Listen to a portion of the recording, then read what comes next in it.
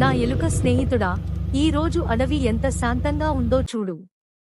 అప్పుడే ఆయన ఒక వృద్ధ కార్పెంటర్ చెట్టు కింద కూర్చొని ఏడుస్తూ కనిపించాడు. గణేశ! తాతయ్యా, మీరు ఎందుకు ఏడుస్తున్నారు? కార్పెంటర్: బాబూ, నా పనిముట్లన్నీ పోయాయి. వాటి లేకుండా నేను ఏమీ చేయలేను.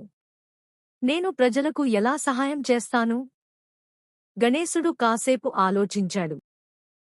గణేశుడు తన మాయా చెయ్యి పైకెత్తాడు. మెరిసే కాంతులు చుట్టూ వ్యాపించాయి. తాతయ్య నెమ్మదిగా పెట్టె తెరిచాడు. లోపల అతని పనిముట్లన్నీ కొత్తలాగా మెరిసిపోతూ ఉన్నాయి. ఆనందంగా: ఓ గణేశుడా! నా పనిముట్లు తిరిగి వచ్చాయి. మీరు నిజాయితీగా పనిచేసి అందరికీ సహాయం చేస్తే ఈ పెట్టె ఎప్పుడూ మీకు తోడుగా ఉంటుంది.